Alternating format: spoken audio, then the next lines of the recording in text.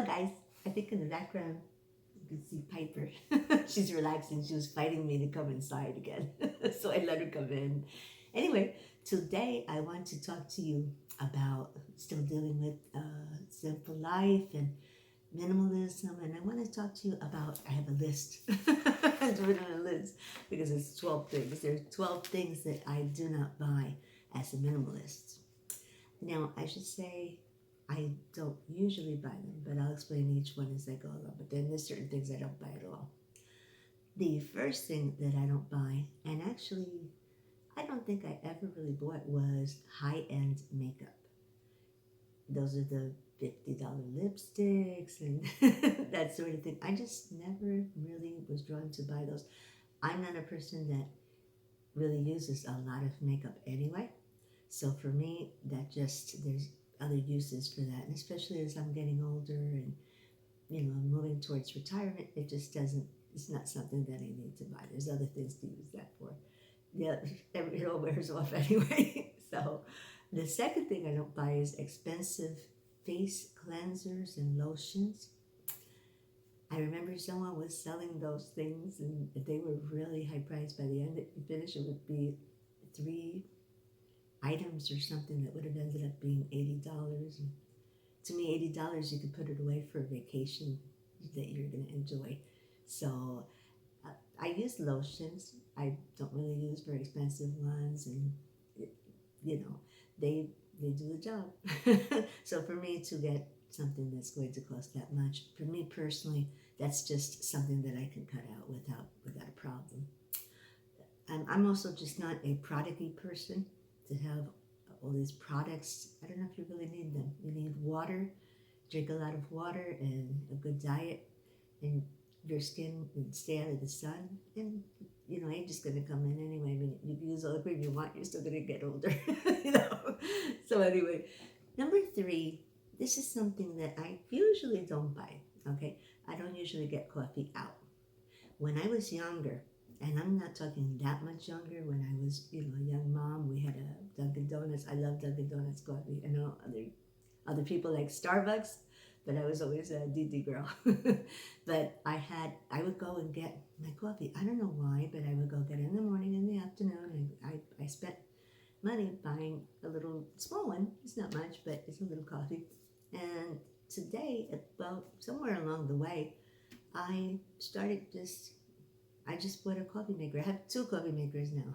So I have a little Mr. Coffee that my son introduced me to that model, and it's because Bill's a tea drinker, so he doesn't drink tea. He doesn't drink coffee. So it's really me, and I'll just make it when the kids come over too. I'll make it the full 5 cups, and I have a Keurig.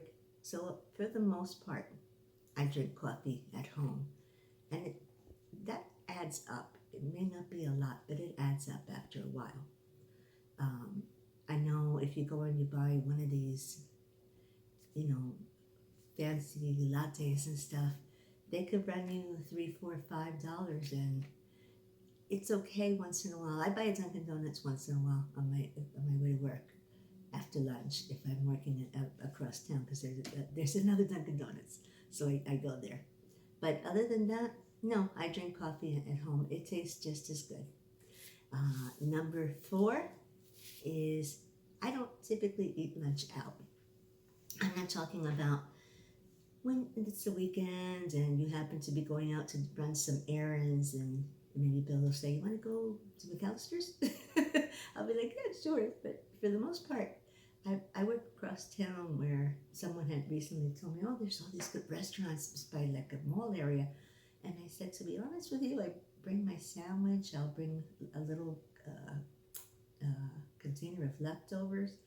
To me, it's good. And the last time I decided to go and eat in one of those restaurants, cost me $12, which things are just getting more and more expensive for me. And it's just, you don't know what they serve you too much. You'll end up eating more than you're supposed to. If you make it at home, you fix yourself that, you're not going to have as much. It's healthier, and you can have that money to be put into something else. It's about not being cheap, but being frugal. That way, also, if somebody says, "Oh, let's go out for lunch," once in a while, it's nice to go out and sit with a friend and chat and have a coffee too, or a lunch. So, moving on, the next one is number 5, which is exercise equipment. My exercise equipment is a good pair of Asics. I just put some feelers, okay, because they were good price.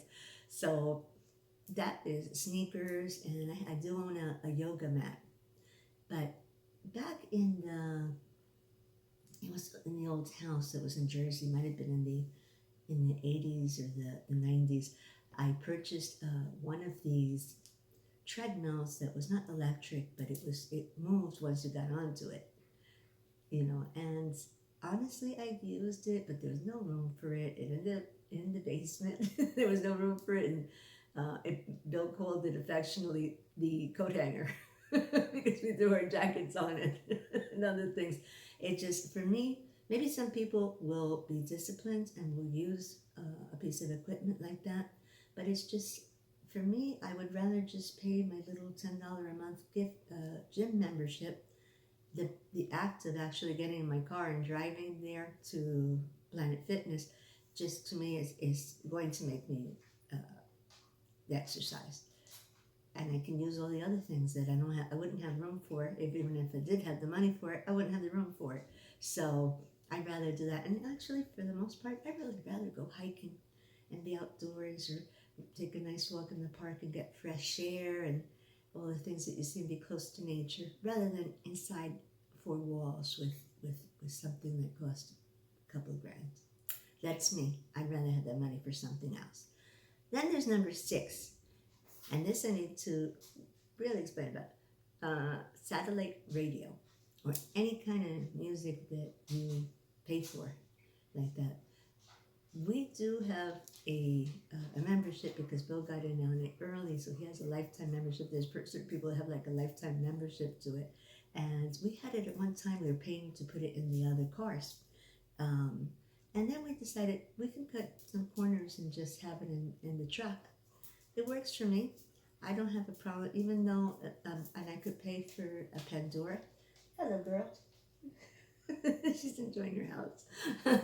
And I can enjoy, I can put on Pandora and listen. I'm pretty eclectic in my taste in music. I can listen to uh, classical guitar or music from the 70s, and Christian music, and I don't mind having it with a commercial here and there. It doesn't really matter to me. So, or I can have a playlist off of YouTube. So I don't need to just put. It's okay. I can just use my Bluetooth in my Camry to have music. That to me works. I also have a, which is not seen too much today. I have a CD player in the Camry, so I can use that too if I wanted to. So I don't spend money for satellite or anything like that. The next one is number 7, which is cable. We were late getting onto that train because someone had told Bill, well, why are you paying for cable? And you could just get one of these little Roku boxes. Half the time, there's not that much.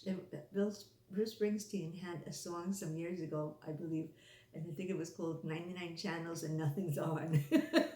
There's more channels today, and there's still nothing on. Because I'd rather not sit in front of my TV, and there's just other things I'd rather do. I'd rather go out for a walk. I'd rather sit and talk with family or with friends, or practice my guitar, or write or journal. There's just other things, read my Bible. I'd rather do all those things rather than spend hours in front of the television anyway. Hey, we can get Hulu on that and watch Blue Bloods. I love Blue Bloods. So we don't pay for cable anymore. It's an expense. It's not necessary. Number 9 is physical books and magazines. I'm one of those people that really, really liked, and I was fascinated by the advent of ebooks. How you could have it in this little device. As someone who doesn't like clutter to begin with, and I like space to not be used up and to have room, I love to read, but I I have no problem having it on my phone, having a little library on my phone or in my tablet, where if I go to the doctor, I can sit and catch up on my reading. I love that. I also use Pinterest to read articles and blogs. So that's, for me, it's just something I'd rather not buy in that sense. There's also a library, which has millions of books that I've never read. So I plan even more when I retire to take advantage of that and borrow some books and read. Magazines, honestly, are very expensive. I always liked reading magazines, but the problem is that you can buy one magazine for $10. No, might as well have lunch with that. Or treat everybody to coffee at Starbucks. No, I'd rather not do that. So Bill does have a couple subscriptions, but it's not something that we engage in that much anymore. So it's another savings.